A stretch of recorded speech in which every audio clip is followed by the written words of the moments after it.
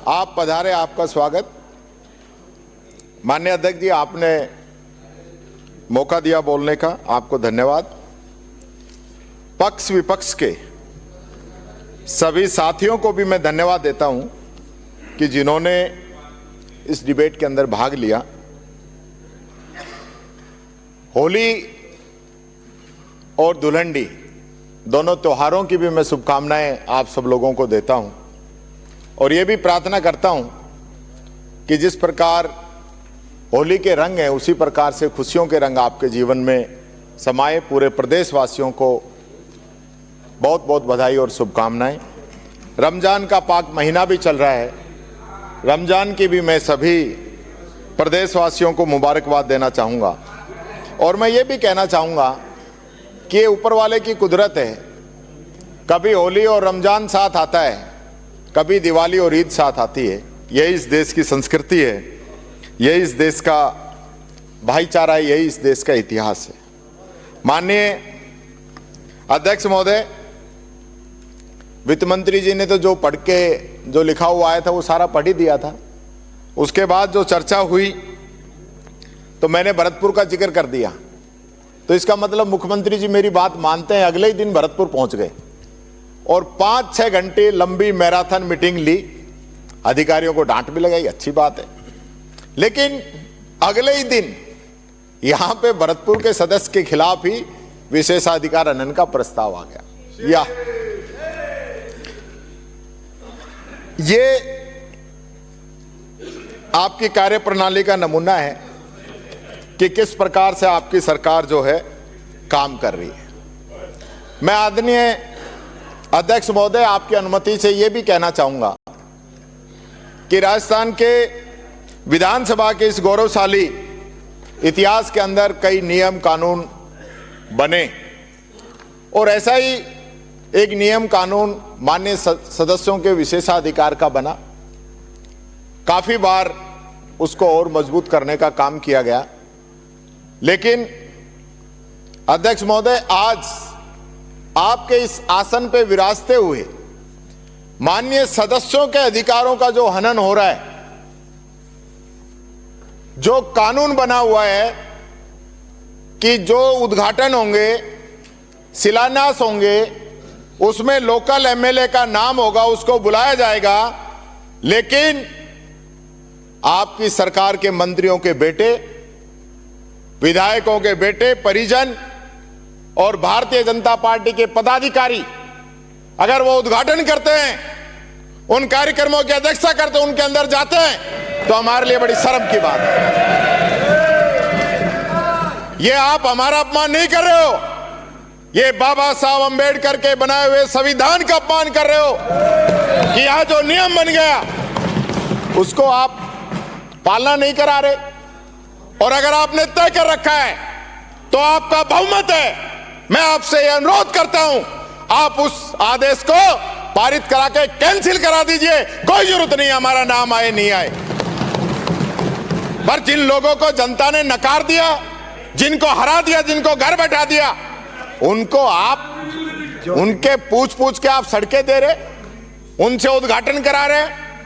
ये जो मान्य सदस्यों का अधिकार है उसके साथ आप ये दोहरा व्यवहार कर रहे हैं। मैं माननीय मुख्यमंत्री जी आपसे कहना चाहूंगा, ये परंपरा रही है इस सदन की, कोई सदस्य किसी भी पार्टी का हो, हम तो 66 ही हैं, बाकी तो आप सब लोग ही हो, तो हम 66 अगर इस नियमों का पालन कराने में हमारा नाम आ जाएगा तो आपको कहां दिक्कत है? आपका तो आएगा ही आएगा। तो इस चीज का आपको ध्यान रखने की जरूरत है। और जो नियम पिछले बने थे उसमें तत्कालीन नेता प्रतिपक्ष, उपनेता प्रतिपक्ष, सब लोगों की सलाह करके, राय करके वो नियम बने थे। मैं चाहूंगा आप उनकी पालना कराएं। मैं बात करना चाहूंगा जेजेएम की। बहुत हंगामा हो रहा है, हल्ला हो रहा है, बार बार बातें हो रही। जेजेएम में आपने आरोप लगाए ना हमने कम काम किया। मैं आपसे कह रहा हूं कि आपने 25 लाख नल लगाने की बात कही थी 24-25 के बजट के अंदर, और आपने लगाए 10 लाख। क्यों नहीं लगाए आपने? अब तो डबल इंजन की सरकार है ना,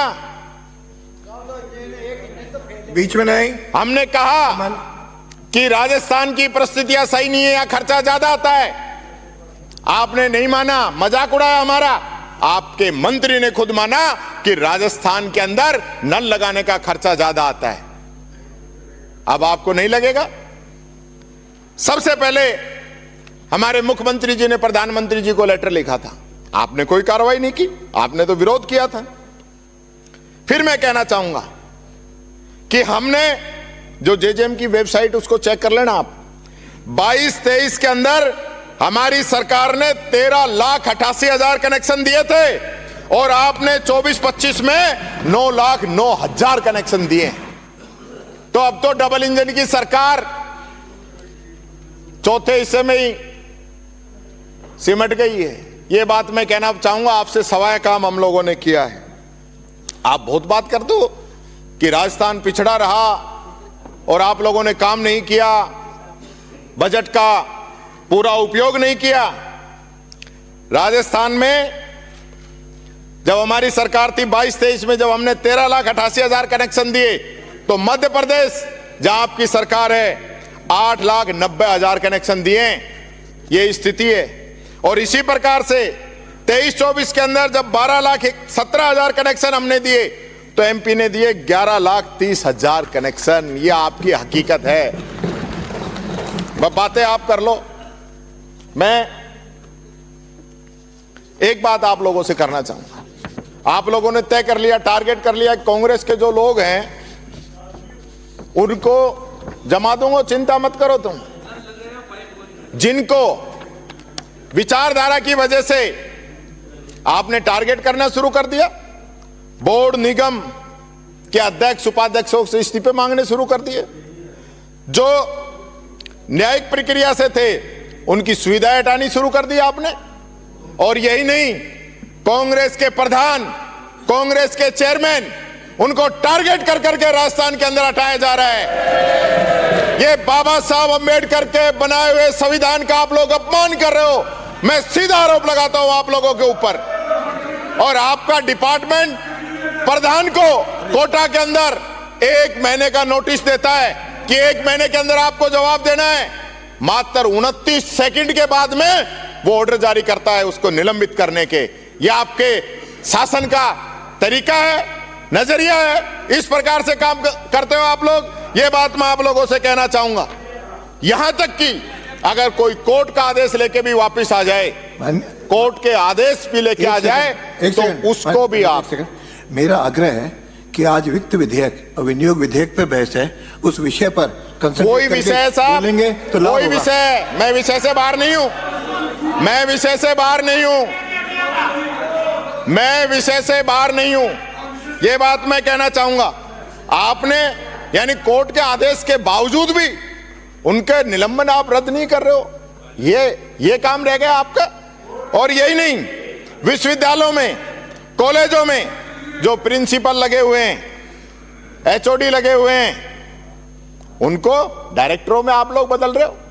जयपुर की यूनिवर्सिटी के अंदर क्या हो रहा है, प्रोफेसर निमाली सिंह के साथ क्या हो रहा है,